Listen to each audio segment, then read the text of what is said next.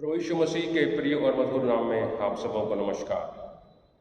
आज जो परमेश्वर का वचन हमारे लिए पढ़ा गया, मत्ती रचित सुसमाचार उसका 25वां अध्याय, जिसके 1 पद से लेकर के 13 पद तक, और इसमें हम इस बात को देखते हैं कि 10 कुँवारियों का दृष्टांत वहाँ पर है। ये 10 कुँवारियों का दृष्टांत वहाँ पर दिया गया है। प्रभु यीशु मसीह ने इस दृष्टांत को लोगों के सामने प्रस्तुत किया। और अगर हम उसके पहले के अध्याय को 24वें अध्याय को पढ़ते हैं तो बहुत सारी बातें प्रभु यीशु मसीह के दोबारा आगमन के संदर्भ में की गई हैं, और उसी को भी समझाने के लिए यीशु मसीह ने इन 10 कुँवारियों का दृष्टांत कहा। हम इसे हर एक इस कहानी को, इस दृष्टांत को जानते हैं, हम लोगों ने सुना है, कई बार इसके बारे में चर्चाएं हुई हैं, बातचीत हुई है, संदेश भी सुना होगा। और वहाँ कहता है कि स्वर्ग का राज्य उन 10 कुँवारियों के समान होगा जो अपनी मशालें लेकर दूल्हे से भेंट करने को निकली। उनमें 5 मूर्ख और 5 समझदार थे। शुरू में ही परमेश्वर के वचन में इस बात को कह दिया है कि ये जो स्त्रियां थी, ये जो कुंवारियां थी, वे अपने राजा से, अपने स्वामी से या दूल्हे से मिलने के लिए वो निकली हैं, और उनके हाथों में मशालें हैं। परंतु शुरू में ही यीशु मसीह ने इस बात को कह दिया है कि उनमें से जो 5 थी वो मूर्ख थी और 5 जो थी वो समझदार थी। और आगे लिखा है कि मूर्खों ने अपनी मशालें तो ली परंतु अपने साथ तेल नहीं लिया, परंतु समझदारों ने अपनी मशालों के साथ अपनी कुप्पियों में तेल भी भर लिया। जब दूल्हे के आने में देरी हुई तो वे सब ऊँघने लगी और सो गई। ये जो दृष्टांत है, ये इस बात को दर्शाता है कि हमको अपने मसीही जीवन में तैयार रहने की आवश्यकता है। अगर हम अपने दूल्हे, अपने स्वामी, अपने मुक्तिदाता प्रभु यीशु मसीह से मुलाकात करनी है तो हमें अपने आप को तैयार रखना है। न केवल मशालें लेकर के चलना है, लेकिन उसके साथ ही साथ हमारे कुप्पियों में भी तेल होने की आवश्यकता है। तेल होना अत्यंत आवश्यक है। हमको अपने दूल्हे के आने के इंतजार में पूरी तैयारी करके रखने की आवश्यकता है। और यहाँ लिखा है 5वें पद में, जब दूल्हे के आने में देर हुई तो वे सब ऊँघने लगी और सो गई। प्रियो, हम सब इस बात को जानते हैं कि यीशु मसीह का आना निश्चय है, पक्का है। लास्ट संडे जो मैंने संदेश दिया था उसमें इस बात को कहा था कि यीशु मसीह का आना निश्चित है। हम इस बात को नहीं जानते हैं कि यीशु मसीह का आगमन कब होगा, लेकिन हम में से हर एक इस बात को जानता है कि यीशु मसीह का इस संसार में आना निश्चित है। तो ये जो 10 जो कुँवारियाँ हैं, जिनमें से 5 बुद्धिमान और 5 मूर्ख हैं, हम इन दोनों झुंड के इन कुँवारियों की तैयारियों को देखते हैं। ये जो 5 समझदार कुँवारियाँ थीं, उनने न केवल अपनी मशालें ले ली थी, लेकिन उनके साथ अतिरिक्त तेल भी था। उनके पास कुप्पियाँ थी जिनमें वो तेल एक्स्ट्रा रखी हुई थी ताकि आवश्यकता पड़ने पर उनका उपयोग कर सकें। और आगे लिखा हुआ है 5वें पद में हमने पढ़ा कि दूल्हे के आने में देरी हुई। यही बात हमको समझने की आवश्यकता है। उस समय वे 10 के 10 दूल्हे के आने के इंतजार में थी, परंतु दूल्हा कब आएगा उनको पता नहीं था, और इसलिए इंतजार करते करते वे 10 के 10 ऊँघने लगी, और लिखा है कि वे सो भी गई। हमको अपने जीवन में इस बात को समझने की आवश्यकता है कि कई बार हम जब यीशु मसीह के आने के इंतजार में होते हैं तो हमारे जीवनों में एक तरह से कमजोरियां आ जाती हैं, हमारे जीवनों में कुछ कमियां आ जाती हैं। हम अपनी तैयारी पूरी तरह से करे हुए तो होते हैं उन 5 समझदार कुँवारियों की तरह, लेकिन उसके बावजूद भी हमारे जीवन में आलस आ जाता है। और लिखा हुआ है, जब दूल्हे के आने में देरी हुई, उनको नहीं पता था कि दूल्हा कब आएगा। दूल्हे के आने का कोई समय निश्चित नहीं था, उनका स्थान तो निश्चित था, लेकिन उन दूल्हे के आने का समय निश्चित नहीं था। और इंतजार करते करते वो थक गई, ऊँघने लगी और सो गई। बहुत बार इस संसारिक जीवन में भी हम जब किसी बात का इंतजार करते हैं और उन बातों का इंतजार करते रहने के बाद जब वो बातें पूरी नहीं होने लगती हैं तो हम जो है इन्हीं कुंवारियों की तरह हम ऊँघने और सोने लग जाते हैं। ये दसों की दसों जो थी वो ऊँघने लगी और सो गई। फिर लिखा है आधी रात को धूम मची, आधी रात को धूम मची। आधी रात अर्थात वो समय जब सारी दुनिया सो जाती है, लोग अपने अपने बिस्तरों में चले जाते हैं, गहरी नींद में चले जाते हैं। हालांकि आजकल की दुनिया में हम अगर बात करें तो मोबाइल के आने के कारण से बहुत सारे लोग रात को 12 बजे या उससे भी अधिक समय तक जागते रहते हैं। लेकिन अगर साधारणतः देखा जाए तो आधी रात का समय वो होता है जब लोग अपने बिस्तरों पर होते हैं, जब लोग बहुत सारे लोग गहरी नींद में चले गए रहते हैं। आधी रात का समय हुआ तो धूम मची। किस बात की धूम मची? वहाँ लिखा है देखो दूल्हा आ रहा है और उससे भेंट करने के लिए चलो।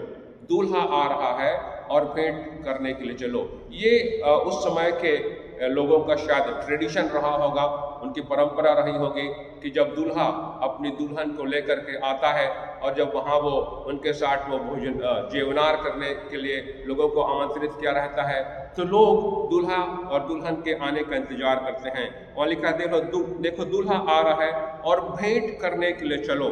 सब जो लोग इनवाइटेड थे, जितनों को दूल्हे ने आमंत्रित किया था, वे सब के सब लोग उनके साथ में ये सब कुंवारियाँ भी उठकर अपने उस दूल्हे से उससे मिलने के लिए वो तैयारी करने लगी। तब 7 पद में लिखा है तब वे सब कुंवारियाँ उठकर अपनी मशालें ठीक करने लगी और मूर्खों ने समझदारों से कहा अपने तेल में से कुछ हमें दे दो क्योंकि हमारी मशालें बुझी जा रही हैं। जब वो इंतजार कर रही थी, जब वो दूल्हे के आने की बाट जो रही थी और फिर वो सो गई और अचानक आधी रात को दूल्हे के आने की जब खबर आती है तो वो सब उठ जाती हैं और अपने अपने तैयारी में लग जाती हैं। वो उन लोगों ने अपने आप को तैयार किया होगा, अपने बाल बनाए होंगे, अपने कपड़े ठीक किए होंगे, अपने आप को दुरुस्त किया होगा और उसके बाद सबसे ज़रूरी काम उनके लिए था कि उनके हाथ में जो मशालें थी वो जलती हुई होनी चाहिए थी। मशालों को बूझा हुआ होना उनके लिए अच्छी बात नहीं थी और इसीलिए वहाँ लिखा हुआ है कि वे अपनी मशालें ठीक करने लगीं। मशालों को ठीक करने का मायने क्या है? मशालों को ठीक करने का मायने ये है कि वो इस बात की कोशिश में लगी हुई थी कि उनकी मशालें जलती रहें, उनकी मशालें जलती रहें और मशालों को जलते रहने के लिए इस बात की आवश्यकता है कि उसमें तेल हो, उसमें तेल हो। और ये जो समझदार जो कुंवारियाँ थीं उनमें समझदारी थी, उनको पता था कि शायद जितना तेल मशालों के अंदर अभी है वो सारी रात या दूल्हे के आने तक के लिए शायद वो पूरा ना हो। शायद उनकी मशालें तब तक जब दूल्हा आए, क्योंकि दूल्हा कब आएगा ये पता नहीं था, परंतु उनके मन में इस बात की आशंका थी, इसलिए वो तैयारी करके रखी थी कि अगर दूल्हा आने में देरी करता है तो भी उसके आने तक के समय के लिए उनके पास तेल हो। और इसलिए न केवल मशालों में लेकिन उन्होंने अपने लिए कुप्पियों में भी, अलग से बर्तन में भी उन्होंने तेल रख लिया था। और ये जो दूसरी जो 5 जो मूर्ख जो कुंवारियाँ थीं उन्होंने ऐसी कोई तैयारी नहीं करी थी और मूर्खों ने समझदारों से कहा अपने तेल में से कुछ हमें भी दो क्योंकि हमारी मशालें बुझी जा रही हैं। इन 5 मूर्ख कुंवारियों की मशालें बुझी जा रही थी और उन्होंने उन समझदार 5 कुंवारियों से ये कहा कि वो अपनी कुप्पी में से या अपने तेल में से उनको कुछ दे दें, परंतु उन्होंने साफ मना कर दिया। हम शायद सोच सकते हैं कि जो 5 जो समझदार कुंवारियाँ थी वो बहुत स्वार्थी थी, परंतु ऐसा नहीं है। अगर हम इसको उनके आत्मिक जीवन से या हमारे आत्मिक जीवन से तुलना करने की कोशिश करें तो हम समझ सकते हैं कि ये जो कुप्पियों में तेल, जो मशालों में जो तेल है, वो पवित्र आत्मा को दर्शाता है हमारे जीवनों में। और हम हमारे जीवन में जो परमेश्वर की आत्मा है उसको हम दूसरों के साथ नहीं बांट सकते हैं, और इसीलिए उन पांचों ने इस बात के लिए मना कर दिया। लेकिन वो उनको सलाह देती है, तो चाहो तो तुम जा करके बेचने वालों के पास से खरीद करके ले आओ। प्रियो, और इसी बीच वो जो 5 जो मूर्ख जो कुंवारियाँ थी, वहाँ लिखा हुआ है, कदाचित यह हमारे लिए पूरा ना हो, भला तो यह है कि तुम बेचने वालों के पास जाकर अपने लिए मोल ले लो। जब वे मोल लेने जा रही थी तो दूल्हा आ पहुंचा।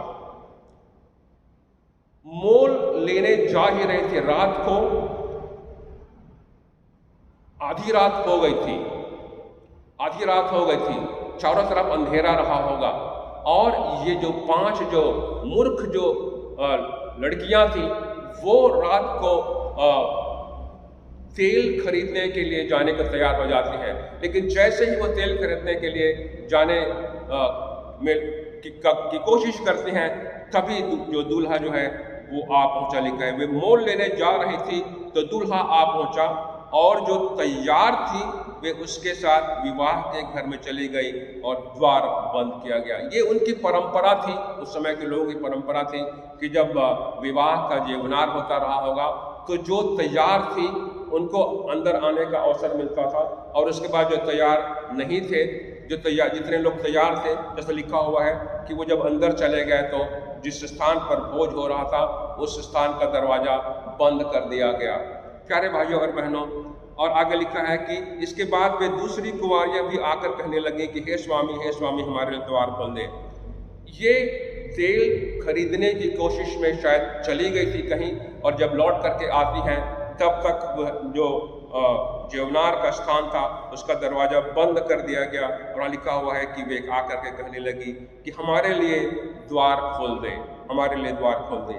उसने उत्तर दिया, अर्थात दूल्हे ने उत्तर दिया, मैं तुमसे सच कहता हूं, मैं तुम्हें नहीं जानता, मैं तुम्हें नहीं जानता। ये जो कहानी है, ये जो दृष्टांत है, ये हमारे लिए एक बहुत बड़ी चेतावनी है।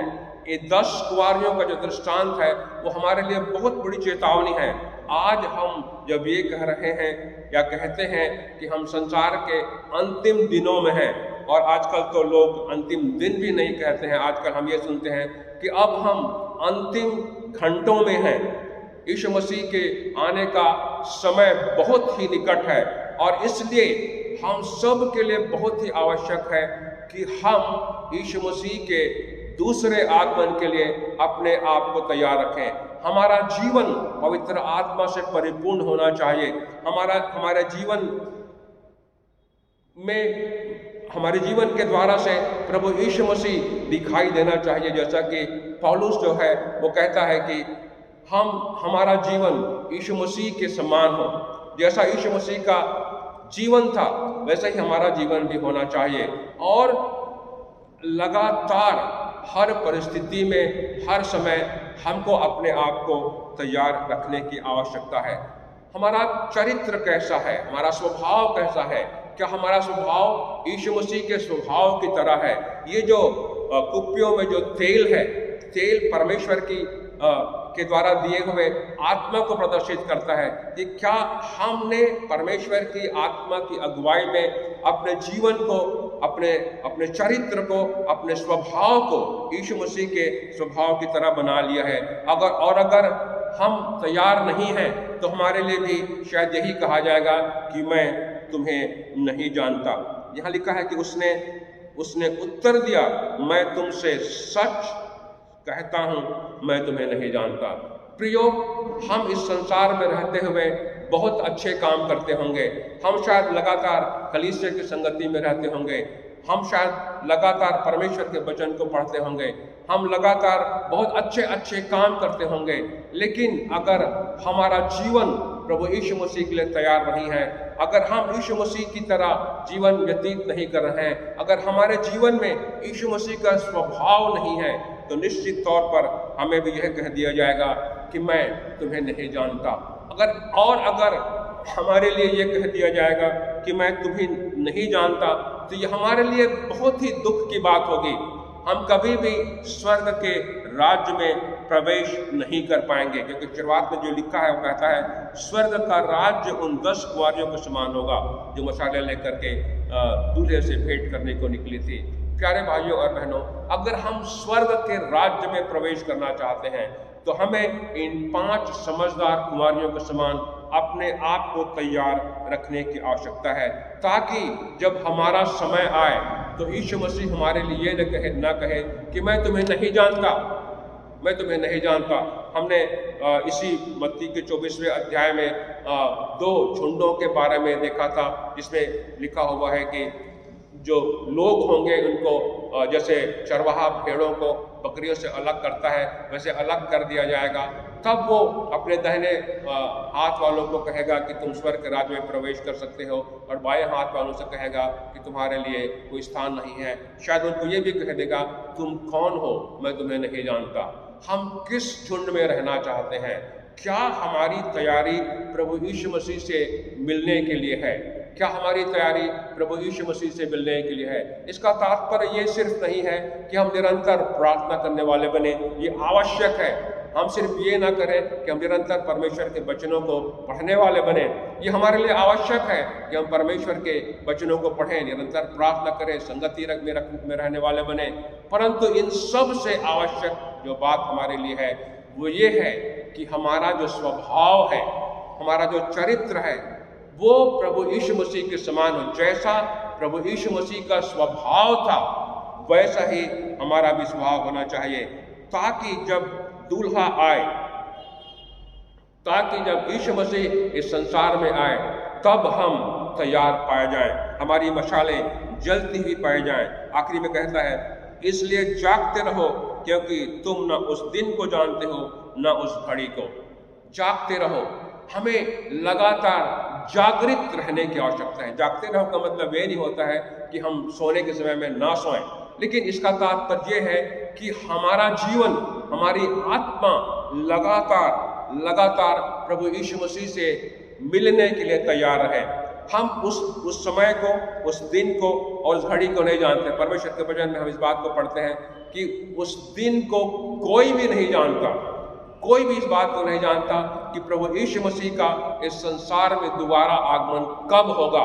परमेश्वर के सिवाय न तो यीशु मसीह स्वयं, न स्वर्गदूत, न और भी कोई, किसी को भी यीशु मसीह के दूसरे आगमन की कोई जानकारी नहीं है। हम सब जानते हैं कि यीशु मसीह दोबारा आने वाला है, लेकिन कोई भी नहीं जानता कि वो किस दिन आने वाला है। बहुत बार हम सुनते हैं कि यीशु मसीह 2020 में आएंगे, 21 में आएंगे, कोई कहता है कि 30 में आ जाएंगे, और इस तरह से भ्रम की बातें फैलाई जाती हैं। लेकिन जब परमेश्वर के वचन को हम पढ़ करके जानते हैं कि उस दिन और उस घड़ी और उस समय को कोई नहीं जानता सिवाय परमेश्वर के, तो हमें कभी भी इस बात को अज्यूम नहीं करना चाहिए, इस बात को हमें नहीं सोचना चाहिए कि यीशु मसीह फलाने वर्ष में आने वाला है। अगर फलाने वर्ष में आने वाला है तो इस दिन आने वाला है, इस घड़ी आने वाला है। ऐसा हम कुछ भी नहीं कर सकते, क्योंकि परमेश्वर का वचन हमको स्पष्ट बताता है कि हम न तो उस दिन को जानते हैं न उस घड़ी को जानते हैं। और जब हम उस दिन को, उस घड़ी को, उस वर्ष को नहीं जानते हैं तो हमारे लिए तब आवश्यक है कि हम हर समय तैयार रहें। इन 10 कुंवारियों को अपने दूल्हे से मिलने के लिए ये आवश्यक था कि वो हर समय तैयार रहती। जो 5 जो बुद्धिमान कुंवारियां थी, उन्होंने अपनी तैयारी करी। न केवल उनके मशाल जल रहे थे, परंतु उन्होंने अपने लिए अतिरिक्त तेल की व्यवस्था कर ली थी। क्या हमने अपने जीवनों में इस बात को देखा है कि हमारे जो मशाल हैं उनके लिए हमारे पास अतिरिक्त तेल हो, अर्थात परमेश्वर के द्वारा दिया हुआ आत्मा हमारे जीवनों में हो। जब परमेश्वर का आत्मा हमारे जीवनों में होगा तो परमेश्वर के आत्मा के द्वारा ही हमारे जीवन में यीशु मसीह का स्वभाव आएगा। यीशु मसीह का स्वभाव हमारे जीवनों में हमारे प्रयास से कभी नहीं आने वाला है। हम कोशिश करके अपने जीवनों में यीशु मसीह के स्वभाव को नहीं ला सकते हैं, क्योंकि कहीं न कहीं जब हम दूसरों के साथ व्यवहार करते हैं, दूसरों के साथ हम बातचीत करते हैं, तो हम यीशु मसीह की तरह स्वभाव को प्रदर्शित नहीं कर पाते हैं। हमारे जीवन से दिखाई देता है कि हमारे जीवनों में यीशु मसीह का चरित्र नहीं है, यीशु मसीह का चरित्र नहीं है। आप लोगों ने पिछले दिनों सुना था कि हमारे देश के प्रधानमंत्री ने कह दिया था कि लोगों के वस्त्र को, ड्रेस को, पहनावे के देख करके उन लोगों को पहचान जाते हैं। बहुत सालों पहले हमारे मसीह भाइयों और बहनों के लिए भी यही कहा जाता था कि उनके पहनावों को देख करके लोग जान जाते हैं कि ये ईसाई लोग हैं। परंतु क्या आज हमें देख करके लोग ये कह सकते हैं कि ये प्रभु यीशु मसीह का मानने वाला है, ये प्रभु यीशु मसीह पर विश्वास करने वाला है? इसके जीवन को देखते हैं तो लगता है कि इसके जीवन में यीशु मसीह का चरित्र है, यीशु मसीह का स्वभाव है, यीशु मसीह का प्रेम है, यीशु मसीह की दया है। और ये सब बातें हमारे जीवनों में दर्शाती है कि हमने अपने जीवन में प्रभु यीशु मसीह को स्वीकार कर लिया है। इसलिए प्यारे भाइयों और बहनों, हम सब के लिए ये आवश्यक है कि हम जागते रहें, हम जागते रहें। मैंने पहले कहा, जागते रहने का मतलब सोने के समय में नहीं सोना नहीं है, लेकिन आत्मिक तौर पर तैयार रहें।